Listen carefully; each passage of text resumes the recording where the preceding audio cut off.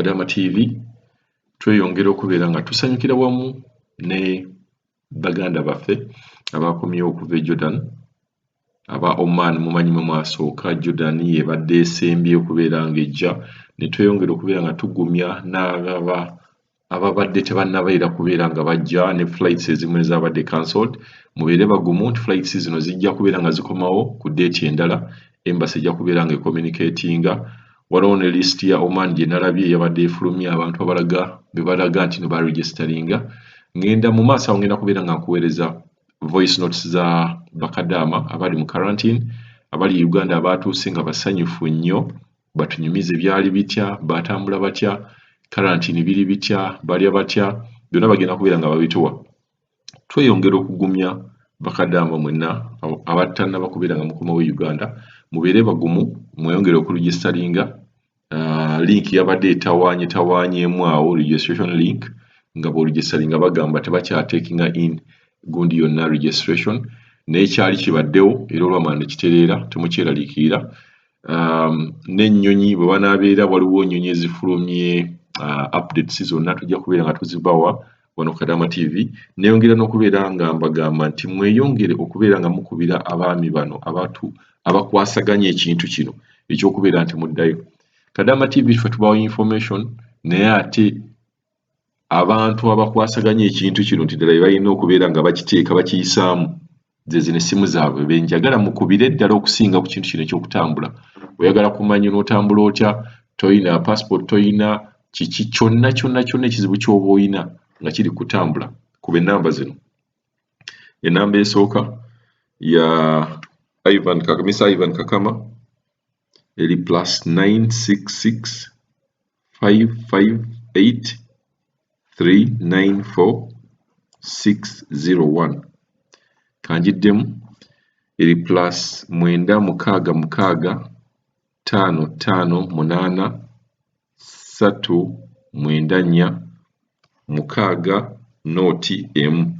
Abawarabu baagala nnyo okumanya n'okubeera nga boogera n'abantu, bantu abo be balina okukubira. Naye babeera nga tebakutte, mweyongere okubeera nga mukuba essimu.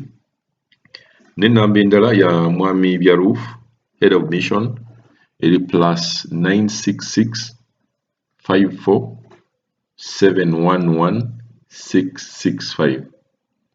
Ngenda kugiddamu eri +966 54 711 1665.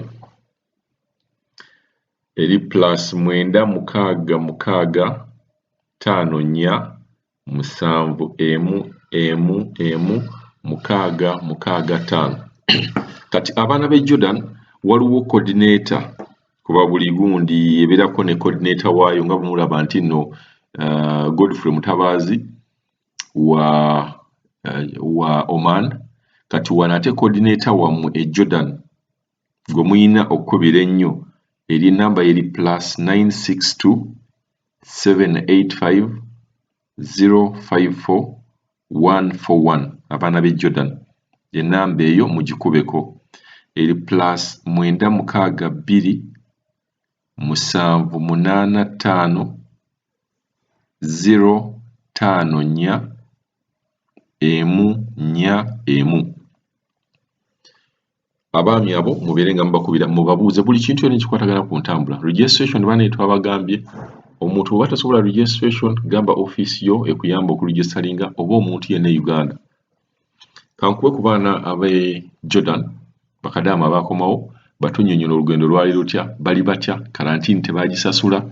Nenneeyongera n'okubeera nga nkubiriza organization eziri ebweru ezizza abaana oba abantu bonna abakwasaganya ekintu kino, muleme nnyo kuteekawo mbeera ya kukanga Bakadaama ku bintu bya karantini. Amaanyi ge mukozesa mu bakanga nti mulina okusasula karantini mugakozese okubeera nga muteeka akazito ku gavumenti y'e Uganda, mubannyonnyole bunnyonnyozi nti bano Bakadaama tebalina ssente za kusasula karantini. Era mubasabe nti public facilities zibeere z'Abakadaama bokka n'Abasekadaama, kuba bo be basinga ogyetaaga okusinga omuntu avudde America, omuntu avudde Denmark, omuntu avudde Sweden. Bano Bakadaama be basinga okuzeetaaga.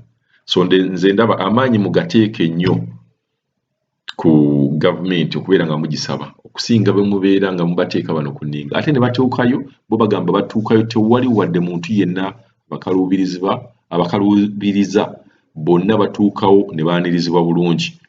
Halo nnyabo oli Kadaama TV.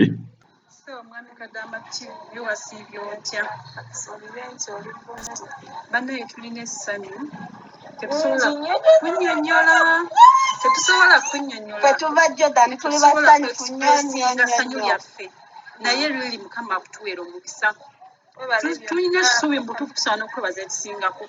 Nange tuli bulungi. Bale tuli bulungi twatuuse bulungi. Bambi baswiti abaana abali e Jordan bambi.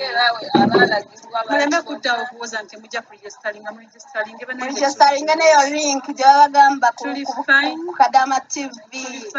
Nze nali simanyi nti ndiva e Jordan naye ndebbirya bwebbirizi ku simu ya boosi nenonyamu Kadaama TV once nensanga how they register nga Kadaama TV annyonnyola nensindika nensharinga akantu ako n'abeewaka nakasharinga n'abeewaka ne bankolerako buli kimu. Mukama wange yalaba buli kimu. So bambi bamikwano muregistaringe ono omwami Kadaama TV bambi Mukama akuwa omukisa. Bale Mr. Kadaama TV gwasinga kyewatukoledde tetusobola kukikunnyonnyola.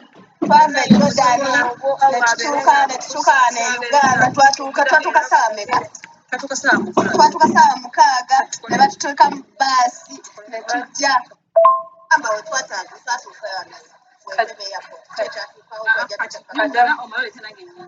bwe twagenda ku gundi ku airport ya Jordan nze nagenda ssaawa 11 naye nga twali bakulinnya ennyonyi etuze Entebbe ku ssaawa 4 naye twaginnya ku makya ssaawa 1 but alhamdulillah twalya bulungi ennyonyi naye yatunyumira okukamala okukamazi naye webale all your efforts, may Allah bless you and grant you whatever is best for you because you have a white mashallah. And wetwatuuka Entebbe batuyisa bulungi tewaaliwo yadde n'ebyokutuliisabisa twatuuka service nga nsufu era abaana abali omanyi ayo baweza kusasula quarantine ku airport tewali kusasula quarantine ku airport abaana tebabalimbalimba temutawana ku registaringa simanya private tebijja mujja kuba mwonoona ssente eno gye tuli bannaye tweyagala omanyi abambejja bali abasalawo mashallah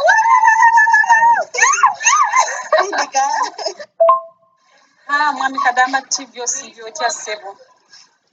The fact is the journey was so good. Twatambula bulungi ku airport bakubuuzanga wabukinga ngamba saabukinga nga bagamba genda mu baasi twavaayo ne baasi enene nnya ne kakosita kamu really twatambulanga abakungu kubanga patro yajjanga etukulembedde batuvugana wanuwe twatuuka wano tetusooka ne tuyingira bwe tugenda osuula ng'obutanda buli ready essuuka kweziri net kweziri buli kimu kwekiri really these people they care very well organized everything. Bwe twamala okuyingira ne twetegeka ne bagamba we can have lunch. Can you imagine twatuuka ku airport ssaawa 6 ez'emisana ne tutuuka eno ssaawa 9 ntya lunch ku ssaawa 10 Tuyalanchi ssaawa 10 ekyoke ekijanjaalo ennyama kawunga amazzi g'okunywa then ne batuwate ne sapa nga tukyalina bafuna ekyeggulo ne bakituwa.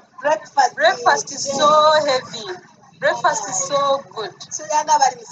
Mwami Kadaama TV, we are fine. Bambi abaana abali Jordan, abaana abali mu nsi zonna nga muli ba Kadaama baswiti. Namutudde quarantine. Bambi nedda temutya. Twogere ku kintu ky'ennyonyi. Batugamba 20 kilo and 7. Bannange those people batusaawo batukangakanga bane basula ebintu byabwe. Nze ensaawa yange ennene yalina 23 point something.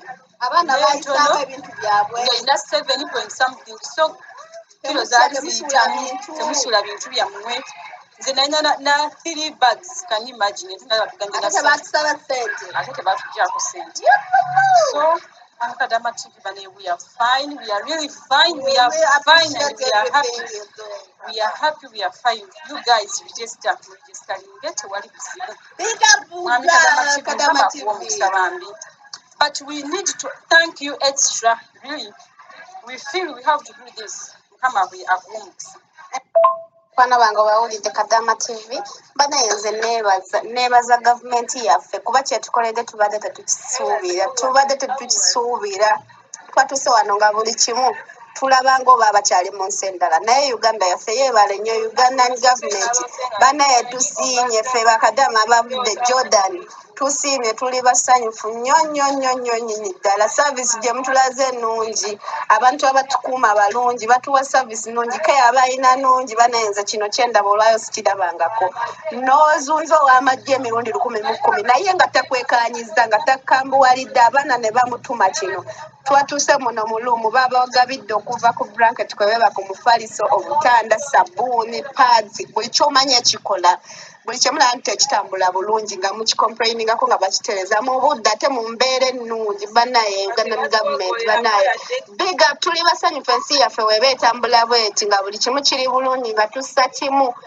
banaye nze simayina kyakugamba emmere gye batuwa yeri eyalagirwa ziri emmere eri eva mu zihotele z'ebbeeyi tulya bulungi batufaako caayi woba oyagala caayi mukaluwaali caayi matawaali amazzi batuwagalya amasiiri nga bane Kadama TV Uganda yaffe abaana mukomeewo eka woba olaba oli mu mbeera mbi totya kusimanya kusasula quarantine totya komawo eka okitegeera wetusula wayonjo nnyo nnyini ddala tetulina buzibu bwonna yadde n'akatono Mr. Kadama TV ffe tukwagala nnyo kuba gwe watuzzamu amaanyi okusobola okulijesalinga ate wabale butatukoowa nga buli message gye tukusindikira ogiddamu otuwa amagezi big up papa bannange Mr. Kadama ssebo gyebaleko omukwano banaye tweyanziza ffe ab'ejjoda ne twajja naye nange omu eyali kwavo ate naye ne tujjera ennambola alhamdulillah tulya bulungi breakfast ennungi tulya amagi breakfast amenvu omugaate guliko bata obimanyi amata lanchi ne tulya enkoko ne tulya ebijanjaalo ne tulya ennyama sapakawo enkoko amatooke omuceere gubaako amakoloni lwakuba nti kati omuceere tukyagala kumanya tulya matooke banaye tetukirabangako Mr. Kadama banaye tweyanziza ssebo webale nakutufaako nga ffe bakadaama otulwaniridde era gwe otubeesezzaawo era ffe tuli musayi ffetirivu